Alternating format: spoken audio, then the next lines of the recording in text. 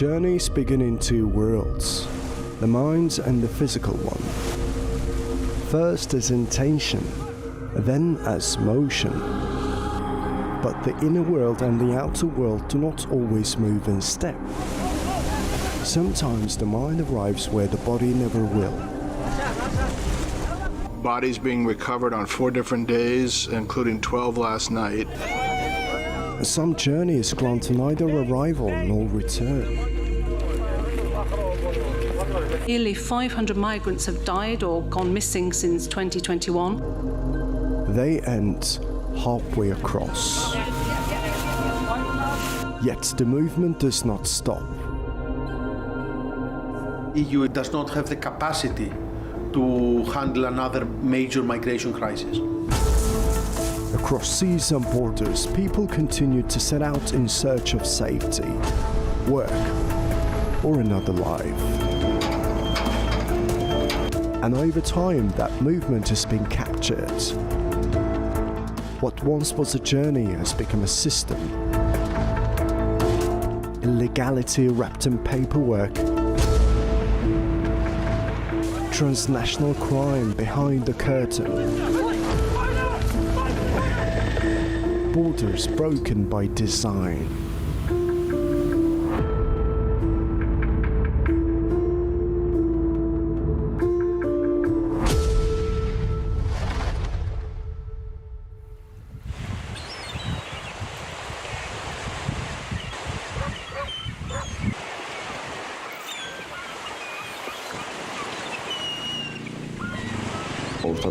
I finished secondary school after the 9th grade. After that, I worked at sea. I worked as a fisherman.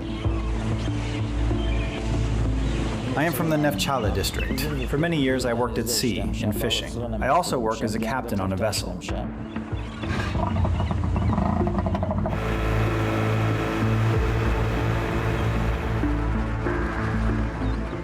Since 2025, operational information has been received indicating that a group of citizens of the Republic of Azerbaijan outside the country's borders had fallen under the influence of a transnational organized criminal network and were being recruited into illegal migration and human smuggling activities along the Turkey-Greece route. Journeys begin with a simple idea, a job, a future, a way out. Every year, millions leave what they know, chasing that idea. But not every journey is what it appears to be. Not every road is leading what it claims. Here, different lives are drawn into the same murky route, a smuggling route.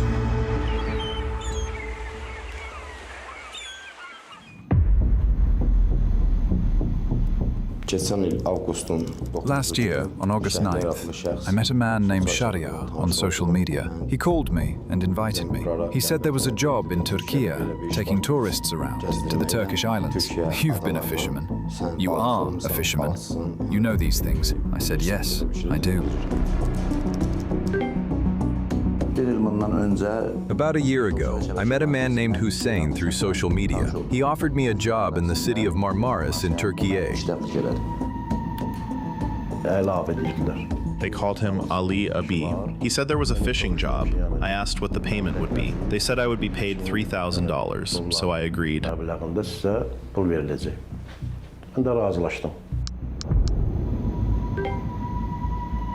Social media is the main means of communication at the modern world. That's why it's used as a main way of communication, recruiting immigrants. By the way, recruiters itself, they could be liable under the criminal laws of the most jurisdictions around the world. They're communicating through encrypted channels, which can be Telegram, which can be open source social media. We also see that sometimes they're even putting some sponsored ads on platforms such as TikTok, and they're selling packages, saying that if you want to just go through the land, it will be a few hundred euros. If you want to cross the sea, it will be several thousand euros. Every day we see sponsored ads offering jobs, But some of those offers come from illegal migration networks. Initial contact is often made through social media. Recruiters identify people with relevant skills and approach them with what appears to be legitimate work. These individuals established contact with members of the criminal network through social media and were taken abroad under the pretext of being offered employment as ship captains in exchange for high salaries.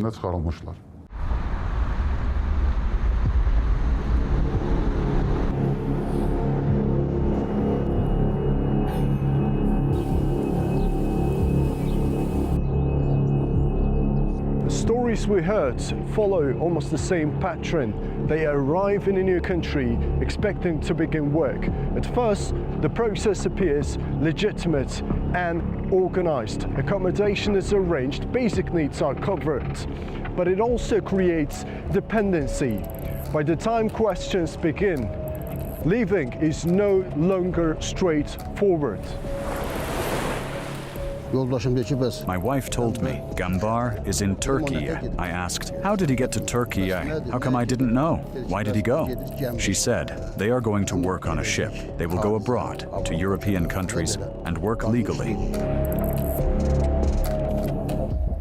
This job is always framed as a really easy job. They're giving all the details. You will be driving from this place to this place and we will be giving you this much of money. And these people who are coming from vulnerable backgrounds, who needs to get some money, they easily fall to this trap. At this stage, nothing appears illegal. The offer is structured, travel is arranged, the process looks organized and credible. But in the end, when these people realize that this is a serious crime, they're already breaching the law, which results for a sentence to be in prison from 5 to 8 years.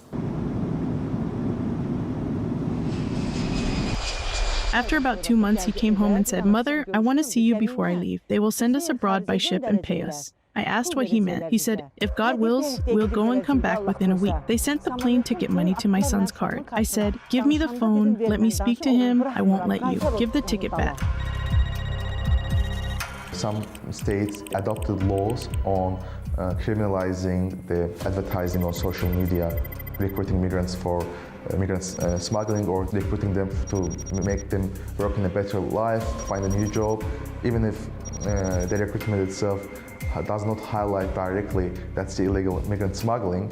International also criminalize the acts when transnational organized groups, they facilitate migrants to pass borders. They usually take some money, it's like commercial service. But that's the conduct which is criminalized and punishable under domestic laws of the many states. Honestly, I did not know who he went with until he had already left. Only later did I learn where he had gone and what had happened. I did not know he was going to Turkey for work. He never told me he would go somewhere else from there. Silence is part of the method. In these networks, the less people know, the easier the operation runs. And that is because these operations are not run by a single group, but by scattered actors who rarely know each other. They try to organize their operations as separate as possible. Some people arrange the recruitment, some people arrange the transportation, which can be inland or across borders, or even across the sea. So here we see that these people do not really have the chance to contact each other. So the chain, it's not operated by one single person. Instead, several different parts of the operation are conducted by different people. I went to Turkey, to the city of Bodrum. I stayed there in a hotel for 10 days. After 10 days, they said we were going to start the job. But when we went there, I realized I had been deceived. It was not the job I had been told about. When I arrived there, two men named Arzu and Zaman met me. They took me to what they called a boat, what we call a lotka. They said, "These are tourists. You need to take them to the island." But I realized they were not tourists. They said the job would be transporting tourists, but later I realized it was not about tourists. It was about taking illegal migrants across to Greece into Greek territory. This is the moment when the promise and the reality finally collide. The job they were offered is not the job they find. But in law, the key question is profit. Migrants themselves, they're not criminally responsible unless they are helping criminal organizations to succeed by smuggling others. Migrant smugglers make money for the service, for arranging them to pass the border illegally. But the human traffickers, they make the profit for a long time. Even after they move to new country, they still exploit either their bodies or exploit their employment to make profit.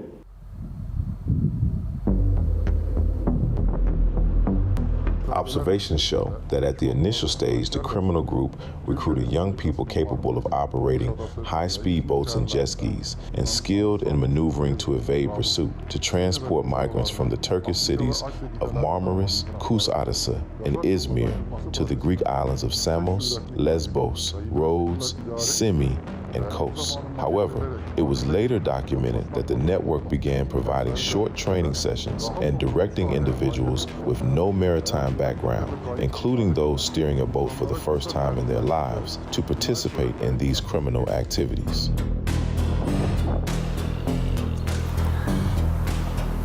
Right behind me is the outline of the Greek island of Lesbos, one of the main entry points for irregular migration into Europe. Each year, thousands cross these waters towards islands like this. The crossings are organized and carried out through irregular migration networks and become possible through the people who were brought here from ordinary lives to work and now placed at the center of the operation. There is a new strategy and tactic. Now the skill and the profession doesn't really matter, as long as the business has a chance to be accomplished. In the evening, they picked me up on a scooter and took me to the boat. When I got there, I saw many people: Syrians, Arabs, women, men, children, Afghans. I asked, "What is this?" They said, "You will take these people to a Greek island, then you will come back."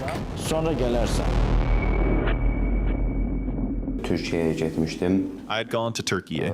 An Afghan man asked us for 1,200 euros. He said, "You will cross into Europe, everything will be fine."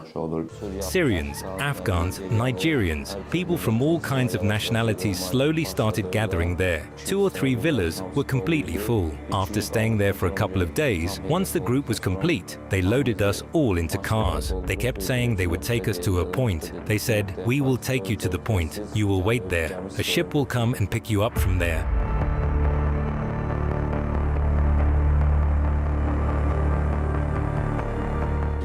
During that time, we realized that we had been deceived. After we understood that, we stayed there for several days, almost a month. After that, we applied to the embassy and requested a travel certificate so we could return to Azerbaijan.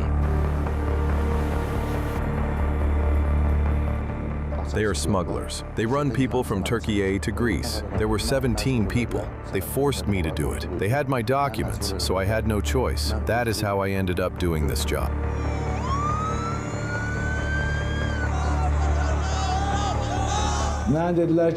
They told me, at the very least, you have to do it with the scooter. Otherwise, you won't be able to leave here.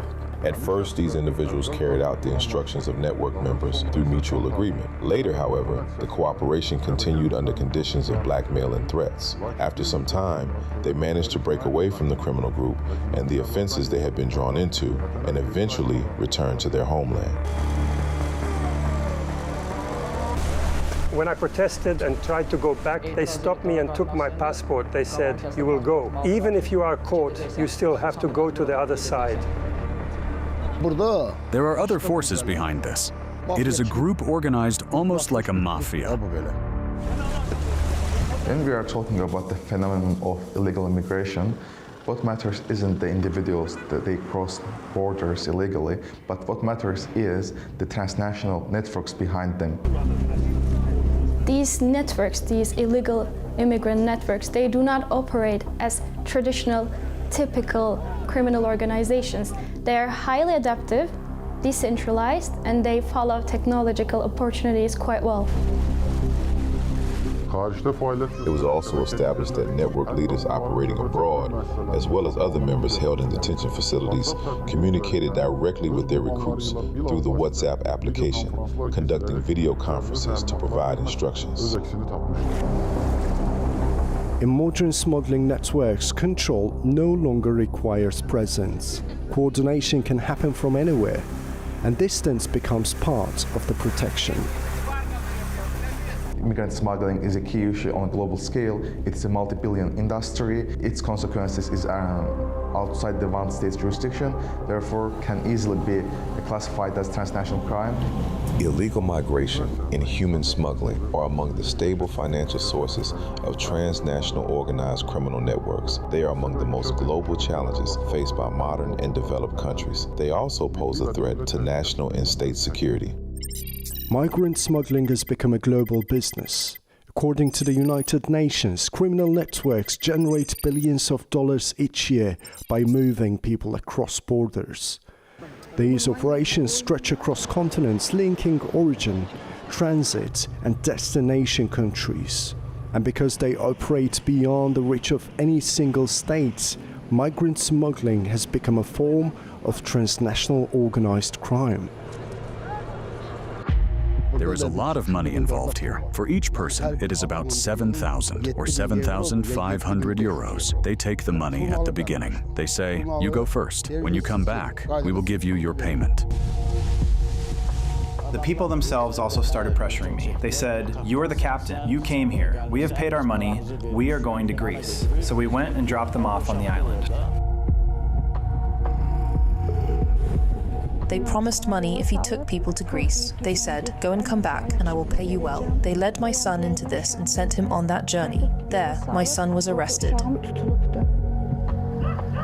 A couple of times I took 2 people at a time to a Greek island. One day an argument broke out in the house. I said firmly that I would not do this anymore and that I would report it to the authorities. I told them I would go to some state institution and file a complaint, that they were exploiting me, and I did not want to do this work. Right in the middle of the argument, the Turkish gendarmerie arrived and detained us. They took us away. They held me for 1 day, and on the second day, they sent me to a holding center. It is often the same story. When so-called facilitators refuse to take part, they face pressure or threats because the operation must continue. These people are highly adaptable. When someone gets detained in this segmented road, it is very easy for these organizers to find some replacement. The network has demonstrated a strong level of organization and significant operational capacity. Particular attention has been drawn to the fact that when selecting their recruits, the network often targets individuals who are physically vulnerable, inclined toward risk-taking, and insufficiently aware of the legal consequences of such activities. In many cases, these recruits include young people struggling with substance addiction. When the law begins to close in, some take greater risks.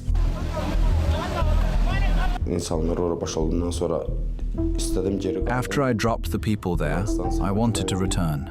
But the Greek Coast Guard put pressure on me, and I jumped onto the island. I stayed there for 27 days. After that, I had no choice. I found an abandoned boat on the shore, took it, and crossed back toward Turkey. When they were returning, suddenly they were attacked. As soon as they were hit, the boat flipped over. They started sinking. They tried to swim, but it was impossible. At that moment, they were captured.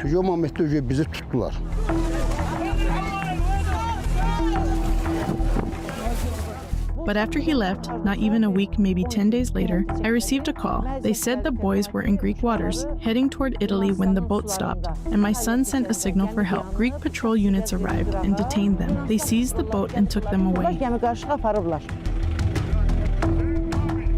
He said, Mother, I have been arrested. I asked where? In Greece, he said. I asked why. He said, we crossed by boat as migrants and they detained me as the captain. They gave my son 22 years. And it doesn't matter if the perpetrator is Turkish or foreigner. What matters is that these victims, both the international community and the migrants are suffering as a consequence.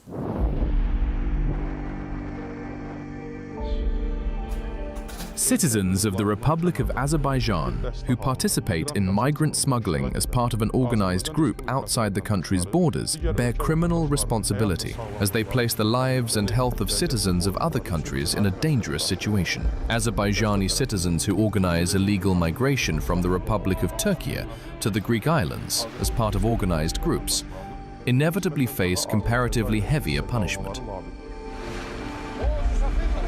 When boats are intercepted at sea, those steering them are often treated as part of the smuggling operation, but the organizers rarely appear on the water.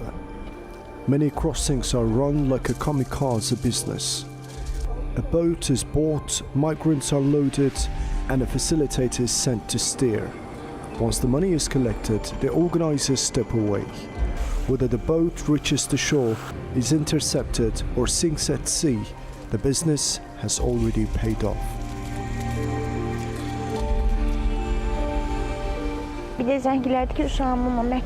Later, my son called and said, "Mother, I have a court hearing on the 10th. Then we heard the court had sentenced him to 6 years. That was very painful for me. We are poor, and my son supported the family. He worked as a laborer, carrying stones, sand, building houses. In the end, my son became someone's victim."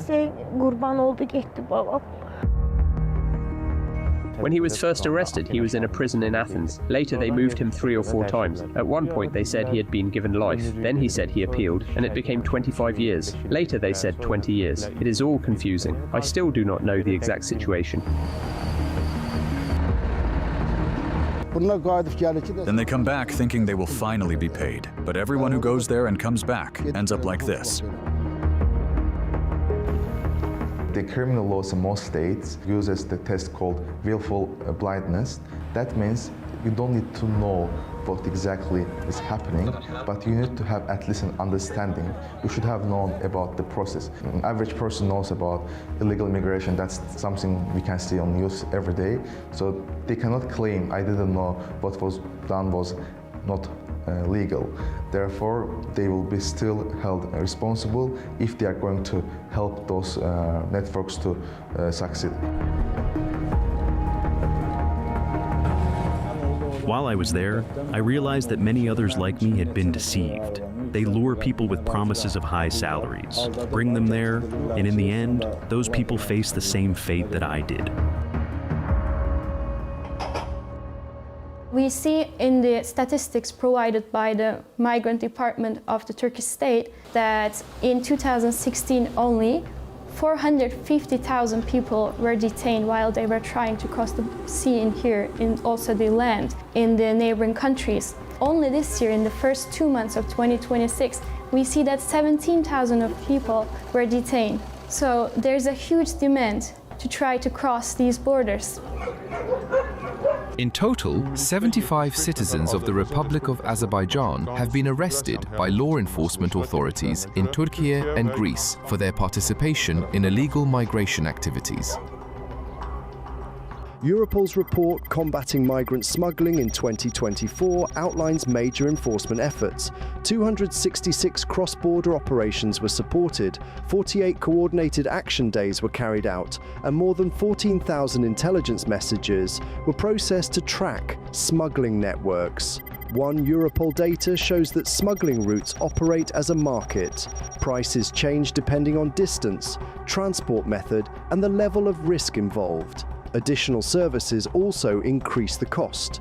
Forged documents, safe houses, or arranged travel across borders are often included in the price. In some cases, a single journey can cost several thousand euros. We have the international bodies such as Interpol or Europol. They work very efficiently. I don't think there is a transnational organization which is able to succeed for a long time. Usually one transnational organization, their members are detained and they have a new one afterwards, but there is no successful end for migrant smugglers and the members of the transnational organization. On the international level, similar to many countries that adopted the UN Convention Against Transnational Organized Crime, Turkey also changed its criminal code to reflect the obligations arising from the convention, which means that under Article 79 of the Turkish Criminal Code, the people who are facilitating this business, who are benefiting from the vulnerable position of the migrants, they are facing sentences now in the court. Article 79 of the Criminal Code of the Republic of Turkey establishes criminal liability for migrant smuggling. According to the first paragraph of this article, illegally bringing a foreign national into the country, enabling them to remain in the country, or facilitating the departure of a Turkish citizen or a foreign national from the country for the purpose of obtaining direct or indirect financial gain is punishable by imprisonment for a term of 3 to 8 years and a fine of up to 10,000 days. But during this transportation process, if the victim's life is endangered, or if there's a degradation situation against the migrant, then their sentence gets increased by 2/3.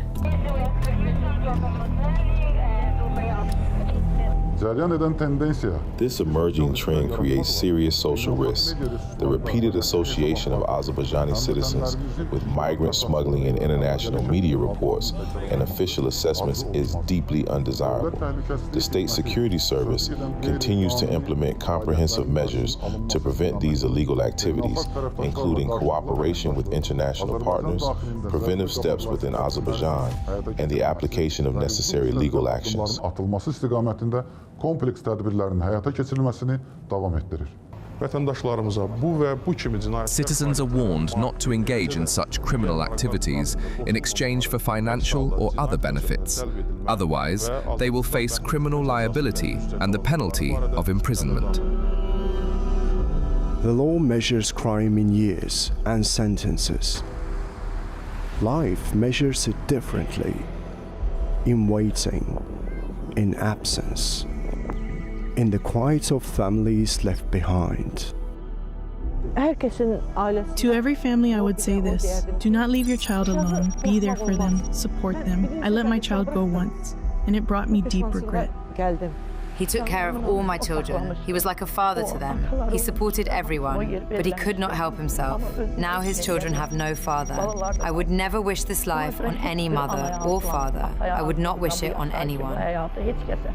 My only wish is that no one else's child ends up in places like this, that no one becomes someone else's victim. Whether we have little or much, I only wish our children stay by our side. What I have gone through, I would not wish on any parent or on anyone.